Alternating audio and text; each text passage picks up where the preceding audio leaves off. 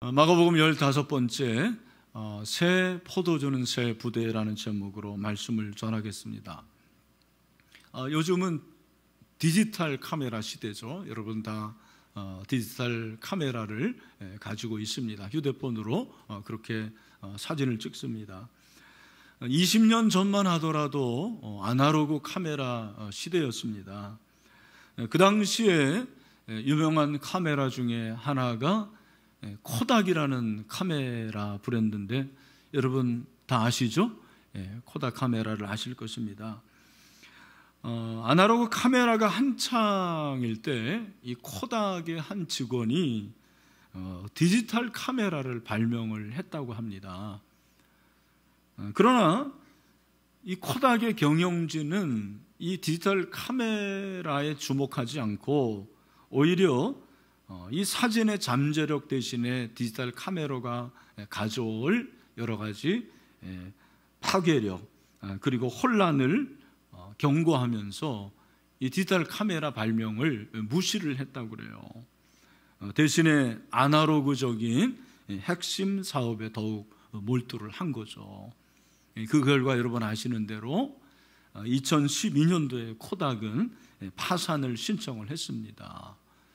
망한 거나 다름없죠. 새로운 세계로 뛰어들지 못하고 이에 적응하지 못하는 결과를 우리에게 보여준 것입니다. 다른 경우도 있습니다. 레고라는 어린이 게임기를 여러분 아실 것입니다. 놀이기구죠. 원래 이 레고는 재질이 나무였다고 그래요.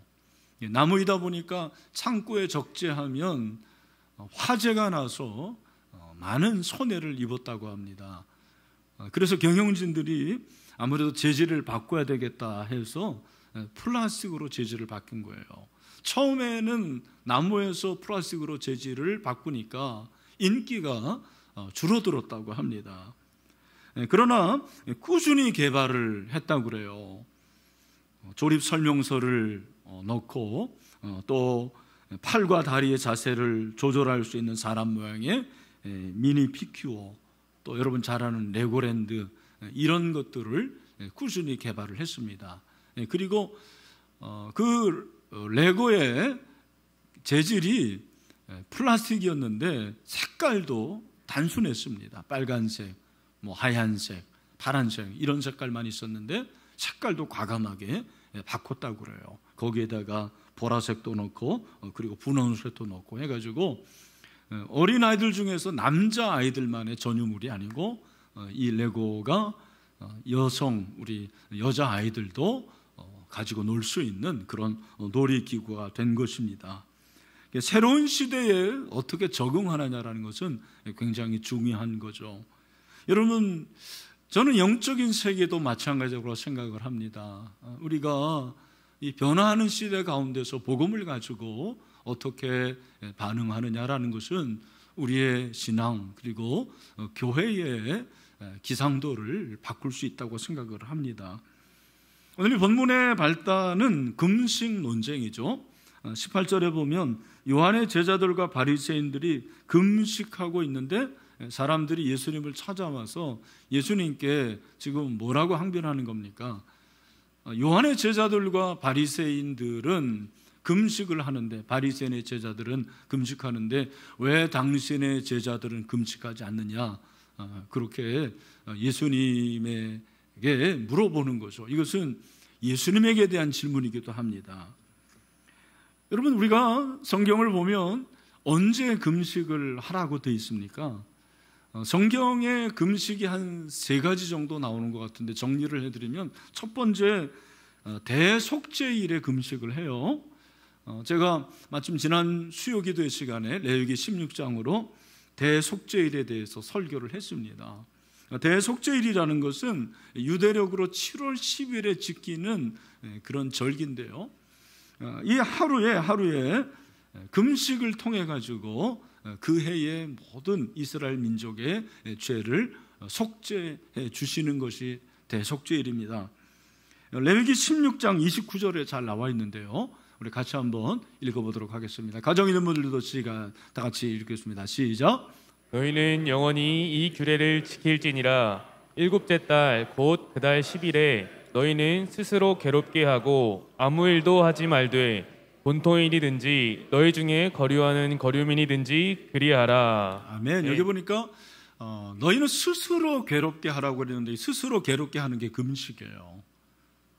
그죠? 그래서 이 대속죄일에 금식을 하라 그렇게 말씀을 하시고요. 두 번째는 국가적인 재난의 때에 금식을 하라고 성경은 말씀하십니다. 대표적으로 여호사밧 시대에 아람이 쳐들어왔을 때 여호사밧 왕이 국민들에게 요청을 합니다. 뭐라고 요청을 합니까? 역대하 20장 3절에 보니까 같이 또 읽어볼까요? 시작. 여호사밧이 두려워하여 여호와께로 낯을 향하여 간구하고 온 유다 백성에게 금식하라 공포하며. 네, 뭐를 하라고 그럽니까? 금식하라. 국가적인 재난 가운데서 금식을 요청하는 것을 볼 수가 있습니다. 세 번째는 개인적인 회개입니다. 이 개인적인 경건으로 금식을 하라 그러는 거죠. 요엘서 2장 12절 말씀인데 우리 또 한번 읽어보고 시작. 여호와의 말씀에 너희는 이제라도 금식하고 울며 애통하고 마음을 다하여 내게로 돌아오라 하셨나니. 아멘. 개인적으로도 금식해서 돌아오라 그렇게 말씀을 하시는 거죠. 여러분은 언제 금식하십니까? 왜 금식하십니까? 저는 솔직히 말하면 금식하는 이유가 하나님께 배수의 진을 치기 위해서 그런 거예요. 어떤 중요한 일 그리고 어려운 일을 만날 때 제가 하나님이 도와주셔야 됩니다. 하나님이 역사해 주셔야 됩니다 하는 그런 마음을 가지고 금식을 하곤 합니다. 성경은 왜 금식하라고 하느냐 하면 크게 두 가지인 것 같아요. 따라합시다. 하나는 자기 부정. 뭐라고요? 자기 부정으로 금식을 하라는 거예요. 여러분, 자기 부정이 무엇입니까? 우리가 금식하면 육체가 고통을 당하는데 그 육체의 고통을 통해서 배고프잖아요. 내가 얼마나 연약한 존재라는 것을 깨닫게 되는 거예요. 밥 한 끼 먹으면 내가 이렇게 배고파고 그리고 힘들어하는구나. 우리 인간의 연약함을 깨닫게 되는 거죠. 그러면서 자기 부정, 나는 아무것도 아니구나. 나는 참 연약한 죄인에 불과하구나라는 것을 깨닫게 되는 것입니다. 두 번째는 하나님께 전념하기 위함입니다. 따라합시다. 하나님께 전념. 우리가 왜 금식하냐면 육체의 고통을 통해서 하나님께 집중하는 거예요. 하나님께 전념하는 것입니다. 여러분, 인간은 이 육체의 갈망과 영적인 갈망이 연결이 되어 있는데 이 육체의 갈망을 절제하고 그걸 끊으면 그럴수록 하나님께 대한 갈망이 커지는 거예요. 여러분, 정말 하나님을 만나기를 원하십니까? 내가 참 나의 연약함을 고백하면서 주님께 가까이 나아가기를 원하면 가끔 금식을 해보세요. 다이어트 말고 우리는 체중 줄이기 위해서는 금식하는데 개인의 영성을 위해서는 금식하는 일이 별로 없습니다. 문제는 이 바리새인들이 금식을 자기 방식대로 바꾼 거예요. 어떻게 바꿨습니까? 대속죄일에 1년에 하루 가지고 되냐? 우리 좀 자주 금식하자. 자주 금식하는 것을 위해서 그들은 일주일에 2번 금식을 하는 거예요. 그걸 결정하고 월요일과 목요일에 금식을 하게 됐습니다. 문제는 그들이 이렇게 금식을 하면서부터 자기 부정과 하나님께 대한 전념 대신에 자기 자랑이 생기게 됐어요. 자기 과시, 자기 의가 발생이 되었습니다. 잘 알 수 있는 것이 누가복음 18장 12절 말씀이죠. 그 바리새인이 기도하는데 이렇게 기도합니다. 나는 일에 2번씩 금식합니다. 월요일과 목요일에 금식합니다. 다 들으라는 얘기죠. 하나님 좀 알아주세요라고 그렇게 기도를 하는 거죠. 자기 부인인데 자기 자랑으로 변질이 돼요. 그리고 하나님께 집중해야 되는데 사람에게 집중하는 것을 보게 됩니다. 예수님이 바리새인의 이 모습을 너무 잘 아셨죠. 바리새인들의 말을 들으시니 뭐라고 말씀하시냐면 우리 19절 말씀을 한번 보세요. 뭐라고 그랬습니까? 예수께서 그들에게 이르시되 혼인집 손님들이 신랑과 함께 있을 때에 금식할 수 있느냐? 신랑과 함께 있을 동안은 금식할 수 없다. 여러분, 이 말씀을 잘 해석을 해야 됩니다. 여기서 혼인집 손님들은 제자들을 말하는 거고, 신랑은 누구를 말할까요? 예수님이죠. 성경에서 신랑은 예수님인데, 그 예수님이 있을 동안에는 금식할 수 없다, 그렇게 말씀을 하고 있습니다. 그러니까 이 혼인잔치 기간은 예수님의 공생의 기간이에요. 예수님이 하늘 보좌를 버리시고 경계를 넘으셔서 이 땅에 오셨는데, 이 기간 동안에는 금식하는 기간이 아니라는 거예요. 왜? 구원을 위해서 오셨고, 그 구원의 기쁨 때문에 얼마나 행복한 시간이냐.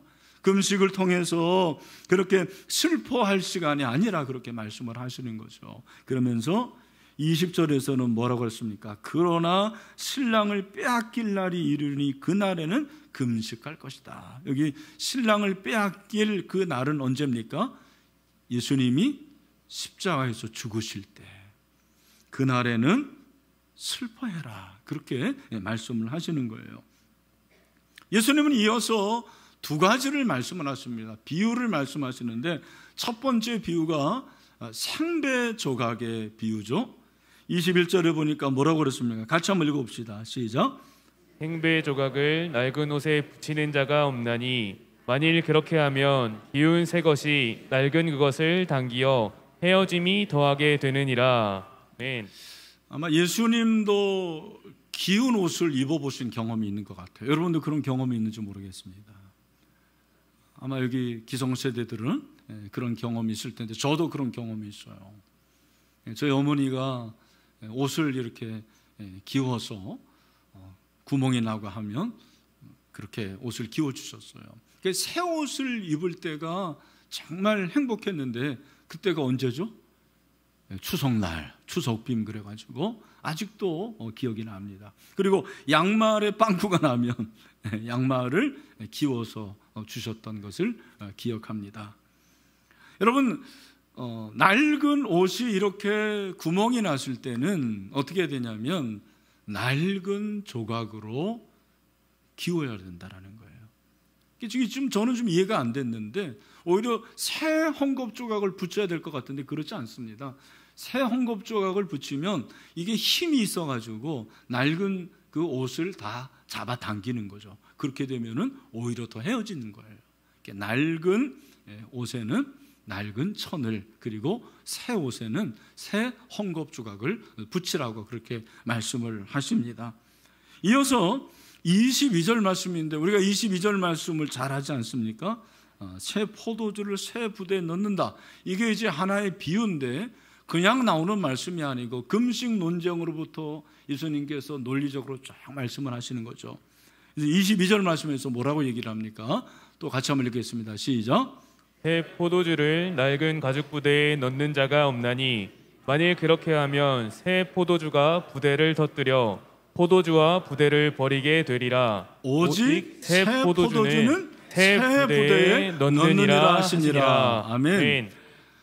여러분, 그 당시에, 예수님 당시에는 뭐 이렇게 도자기나 또 유리가 발달되지 않았기 때문에 새 포도주를 어디에 넣냐면 부대에 넣는데, 이 부대가 뭐냐면 양이나 염소를 이렇게 죽이고 그 가죽으로 부대를 만들었고, 그 가죽 부대에 포도주를 넣었어요.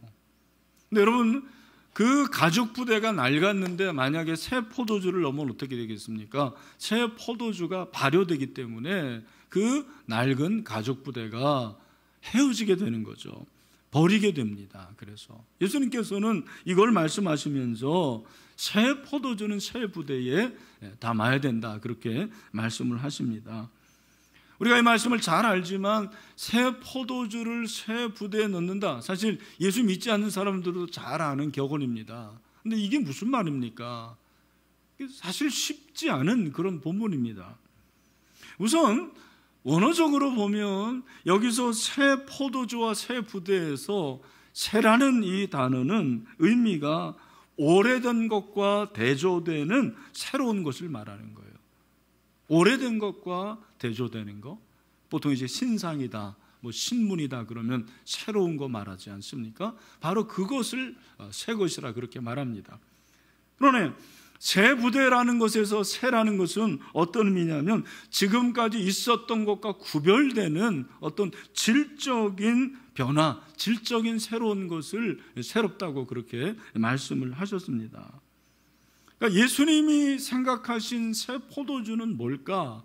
예수님이 생각하신 새 포도주는 복음이에요, 복음. 예수님이 말씀하신 복음, 그 복음이 새 포도주죠. 그러면 새 부대는 무엇입니까? 새 부대라는 것은 새로운 삶의 양식이다.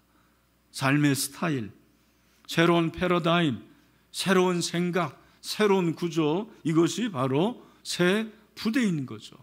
예수님은 이 복음을 오래된 율법의 전통에 담으면 안 된다는 거예요. 이 복음이라는 것은 새롭기 때문에 새로운 패러다임과 새로운 구조와 새로운 삶의 스타일로 담아야 된다, 그렇게 말씀을 하고 있습니다. 새로운 것이기 때문에 용기가 새로워야 되는 거예요. 용기, 그릇이 새로워야 됨을 말씀하십니다. 근데 오늘날 우리는 어떻습니까? 개인이 이렇게 새롭습니까? 복음에 대해서 여러분이 늘 새로운 마음을 갖나요? 새로운 생각을 갖습니까? 교회가 그렇게 늘 새로워지고 우리 신일교회도 늘 새로워집니까? 그렇지 않은 것 같아요. 이미 우리 신일교회도 캐캐 묻고 오래되고, 그리고 참 어떻게 보면은 변하지 않는 구태의연한 모습이 얼마나 많은지 모르겠습니다. 제가 잘 아는 선배님, 목사님 중에 한 분이 우리 교회도 오셨는데 뭐 이름만 대면 여러분 잘 아실 분입니다. 전통교회 부임을 했는데 그 교회는 예배 시간에 목사님이 예배를 인도할 때 반드시 가운을 입고 예배를 인도해야만 했습니다. 지금도 아마 그런 교회들이 굉장히 많을 거예요. 저는 가운을 입지 않습니다. 제가 가운 대신에 이렇게 양복을 입는데 여러분이 보실 때는 맨날 그 양복이 그 양복이지만 그래도 신경 써서 양복을 입고 오고 있고, 넥타이 같은 경우도 엄청 신경 써요. 오늘 새 포도주 색깔 넥타이 고른 게 이겁니다. 그리고 제가 이제 코디 해가지고 이렇게 왔는데 그 교회는 더군다나 흰 장갑을 끼고 예배를 인도해야 되는 그런 룰이 있었습니다. 여러분, 흰 장갑을 끼고 예배 인도할 때 제일 불편한 거는 성경 찾기가 어려운 거예요. 그래서 저는 결혼식 주례할 때도 가능하면 흰 장갑 안 낍니다. 불편해요. 근데 여러분, 흰 장갑을 끼고 성경을 찾으려니까 얼마나 불편하고 어렵습니까? 그래서 이 목사님이 한 번은 좀 지혜를 내가지고 아마 그날 이렇게 그릇에 물을 좀 담은 모양이에요.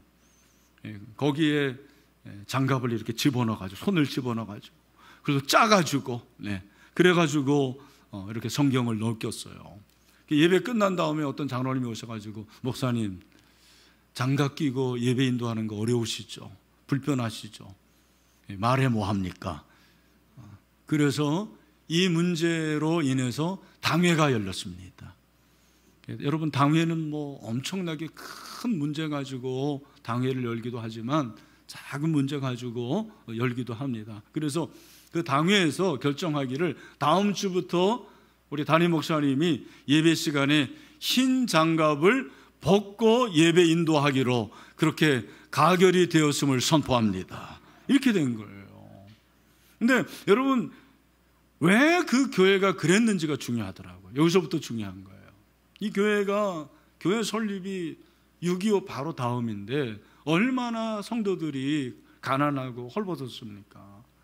그게 뭐 시장에서 생선 팔고 그다음에 콩나물 그렇게 팔고 또 가난하니까 제대로 뭐 먹지도 못하고 험한 일 하고 하니까 이 손이 저처럼 이렇게 부드럽고 그런 상태가 아니고, 이게 손이 말이 아니에요. 상하고 추하고 또 겨울에는 트고. 이제 예배 시간에 우리는 미리 헌금을 들어옵니다만 보통 교회는 헌금 바구니를 돌리거든요. 근데 헌금 바구니를 돌릴 때 이 손이 부끄러우니까 이 손을 자꾸 옷에 이렇게 사람들이 집어넣는 거예요. 헌금위원들이. 그래가지고는 헌금 바구니를 돌리는 거예요. 수전을 하는 거예요. 그걸 보고 당회에서 아예 그러지 말고 우리 헌금위원들 흰장갑을 끼게 하면 어떠냐. 그리고 예배위원들도 그렇게 되고 담임 목사님도 그렇게 된 거예요. 근데 여러분, 그때는 그때지만 지금은 어떻습니까? 사실 그런 분들이 누가 있어요? 우리 자매들 네일 아트로 손이 얼마나 아름다운지 모릅니다. 그렇죠? 막 보여주고 싶어지는데 그런 시대가 아니지 않습니까?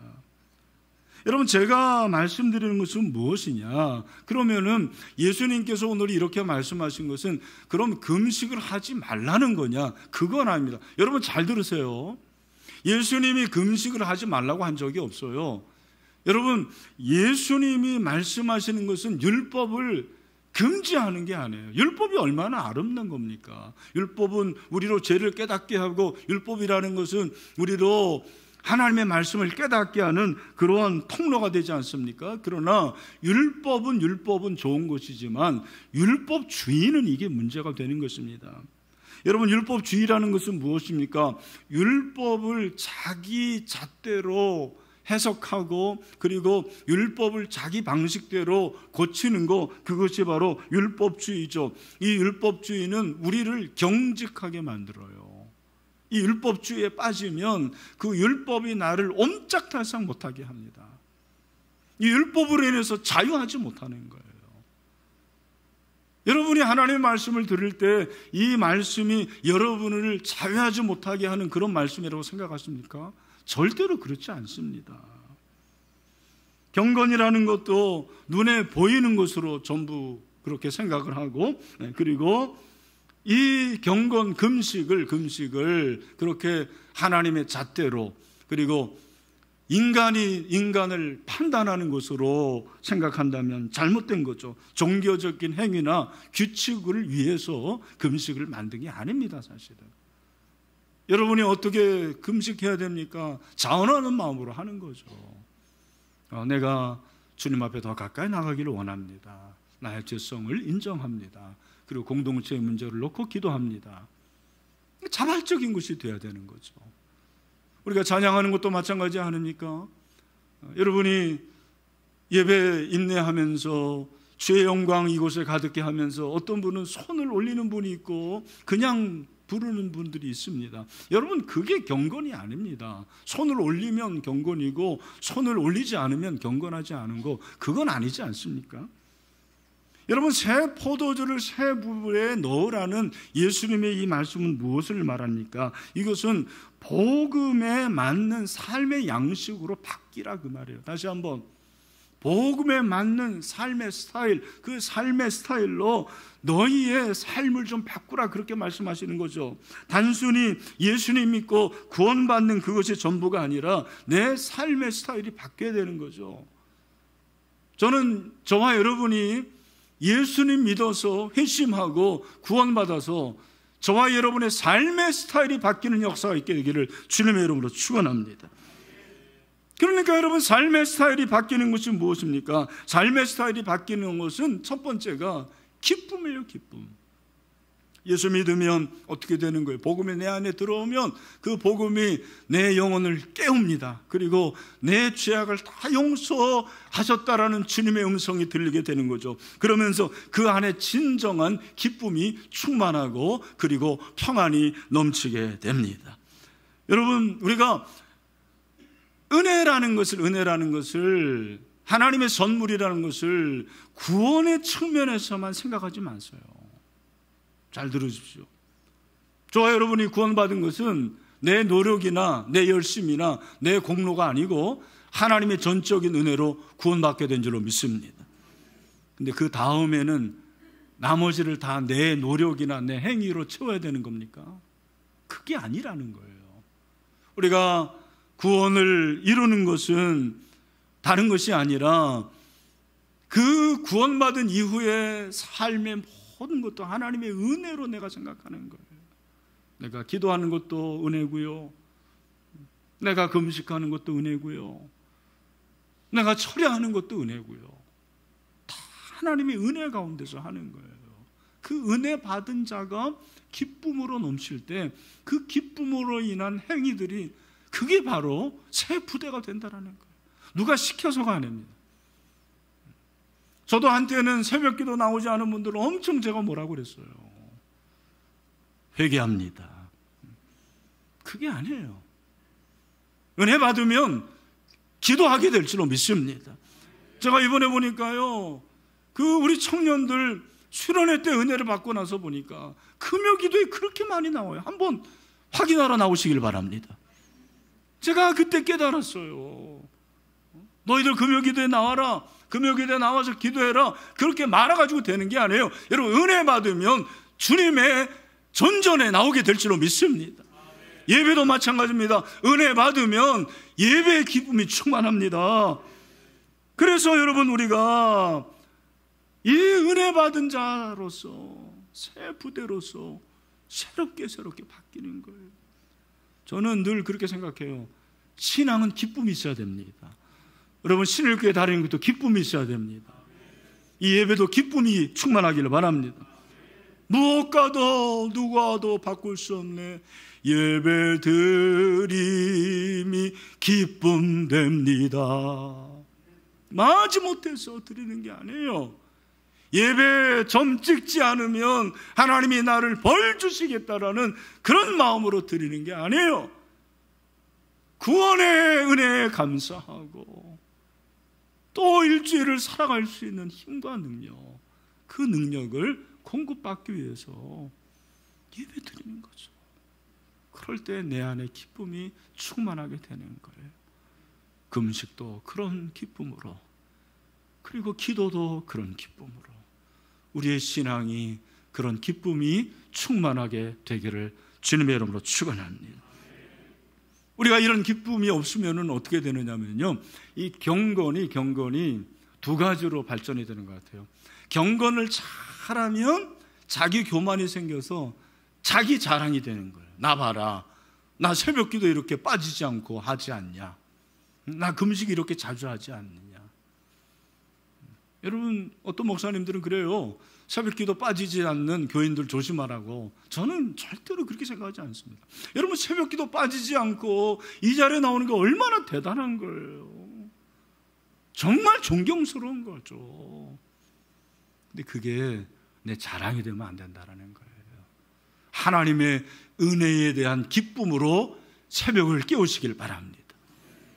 또 한 가지, 잘하면 자기 의가 되고 자기 자랑이 되는데요, 못하면 어떻게 될까요? 죄책감에 빠지는 거예요. 나 기도 제대로 못하는데, 나 금식 한번 해본 적이 없는데. 여러분, 우리가 그런 마음을 가질 수 있는 거죠. 그러나 우리 주님은 그것 때문에 꾸중하지 않으십니다. 그래, 너도 내 앞에 나오고 기도하고 간구하라, 그렇게 말씀하시는 거죠. 오늘 사랑하는 성도 여러분, 저는 저와 여러분이 복음을 통해 가지고 우리 안에 새 부대가 되는 그런 기쁨이 충만하게 되기를 주님의 이름으로 축원합니다. 또 한 가지 새로운 이 삶의 양식, 복음에 맞는 삶의 양식은 자유입니다. 자유. 바리새인들은 자유가 없었어요. 여러분, 구약 성경에 자유라는 단어를 제가 찾아보니까 제 컴퓨터 프로그램으로는 21개 구절이 나오더라고요. 근데 신약을 찾아보니까 36개 구절이 나와요. 양으로 볼 때 빈도수가 훨씬 신약이 많아요. 왜? 예수님이 처음 사역하신 것이 자유예요. 자유. 묶인 자로부터 자유케 하시는, 그걸 말씀하시는 거죠. 이 기독교의 정신이 뭔가, 많은 분들이 사랑이라고 그러는데 맞습니다. 저는 자유라고 말하고 싶어요. 자유가 얼마나 놀라운 겁니까? 기독교의 영향을 받은 나라일수록 자유가 발달했어요. 프랑스 자유평등박애, 미국 자유의 여신상, 자유가 있는 거예요. 예수님이 뭐라고 말씀하십니까? 요한복음 8장 32절 유명한 말씀이잖아요. 우리 가정인분들 다 같이 한번 믿음으로 시작.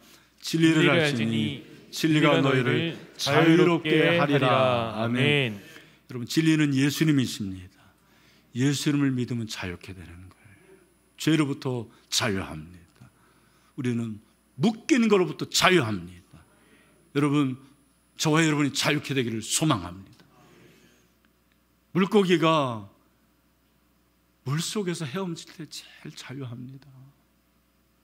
근데 물고기가 나 좀 자유하고 싶어. 그래서 가끔 어항에서 튀어져 나오는 물고기들이 있어요.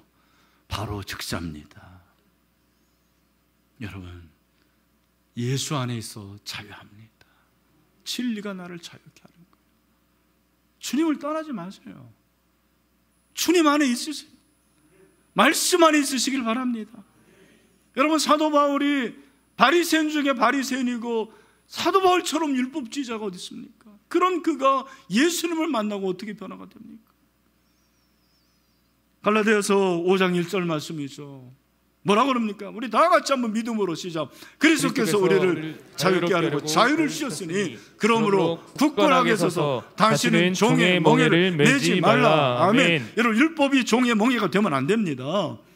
나의 어떤 종교적인 신앙의 경력이 종의 멍에가 되면 안 돼요. 직분이 종의 멍에가 되면 안 돼요. 내가 그냥 목사니까 그러면은 자유가 없어요.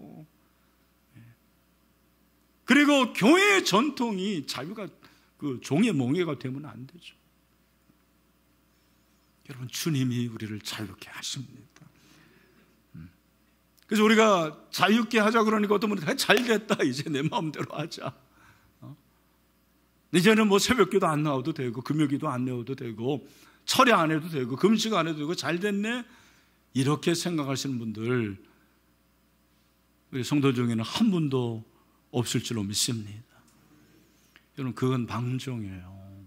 잘 들으십시오. 우리가 복음으로 자유케 된다는 것은 무엇을 말하는지 아십니까? 복음에 합당한 삶으로 바뀌어지는 거더라고요. 빌립보서 1장 27절에서 사도 바울이 그렇게 말합니다. 뭐라고 그랬습니까? 다 같이 시작. 오직 너희는 그리스도의 복음에 합당하게 생활하라. 아멘. 여기 복음에 합당하다라는 말이 어떤 의미냐면 복음에 걸맞게, 그 말이에요. 복음의 가치에 맞게, 복음에 매칭이 되는 그러한 삶을 살아가라고 그렇게 말씀을 하고 있는 거예요. 여러분, 여러분의 행동이 복음에 합한 그런 행동이 돼야 돼요. 우리 경건도 마찬가지입니다. 그래서 내가 뭐 새벽에 기도하느냐, 또 금식을 하느냐, 전도하느냐, 그거 다 복음에 합한지 물어보면 되는 거예요. 오늘 이제 포도주 얘기가 나왔는데, 목사님 식사하면서 와인 한잔 하는 거 어떻습니까? 맥주 한잔 하는 거 어떻습니까? 괜찮습니까? 답은 뭐예요? 답을 잘 하셔야지. 네 마음대로 하시길 바랍니다. 그러나 질문하세요. 복음에 합한 것인지. 여러분, 주식 투자하시는 분들 있잖아요. 저에게 그런 질문 많이 합니다. 목사님, 주식 투자 괜찮습니까? 묻고 하세요. 복음에 합한 것인지. 그러니까 우리의 모든 삶의 가장 중요한 질문이 저는 이건 것 같아요. 복음에 합한 것인가? 합한 것이면 하십시오. 그래서 어거스틴 아주 유명한 말을 했잖아요. 잘 아실 거예요. 먼저 하나님을 사랑하라. 그리고 네 마음대로 하라고 그랬어요. 여러분, 하나님을 사랑하는 사람이 네 마음대로 한다고 그래서 죄 짓고 그렇게 하나님이 기뻐하시지 않는 일을 할까요? 그럴 리가 없습니다. 결국 주님 사랑하기 때문에 하는 거예요. 우리 모든 경건은 주님 사랑해요. 금식하고 기도하고 하나님께 나아가고 하는 모든 것들은 주님 사랑하기 때문에 하는 거거든요. 저는 여러분들이 주님 사랑으로 모든 것들을 할 수 있게 되기를 주님의 이름으로 축원합니다. 주님 사랑으로 하면 돼요. 이웃 사랑으로 하면 돼요. 이게 복음의 정신이잖아요. 저는 말씀 내주면서 세포주는 세부대에 담아내는 이 말씀은 복음에 합당한 삶이라는 결론을 여러분들에게 말씀을 드리고 싶어요. 내게 과연 복음에 합당한 삶의 모습이 있는가? 그런 생각이 있는가? 그리고 그러한 삶이 있는가를 질문해 보십시오. 이번 한 주 살아갈 때 여러분 힘들지 않아요? 어렵잖아요. 어찌할지 알지 못할 때가 많잖아요. 그럴 때 질문하세요. 복음에 합당한 삶이 무엇인가? 부부의 관계에서도 어떻게 보면은 참 배우자가 마음에 안 들 때도 있지만 어떻게 하는 것이 복음에 합당한 삶인가? 그래서 복음에 합당한 삶으로서 새 포도주 이 복음을 마음에 담고 그렇게 새로운 삶을 살아갈 수 있는 저와 여러분 되시기를 주님의 이름으로 축원합니다. 고린도서 5장 10절로 마무리합니다. 다 같이 시작. 그런즉 누구든지 그리스도 안에 있으면 새로운 피조물이라. 이전 것은 지나갔으니 보라 새 것이 되었도다. 아멘.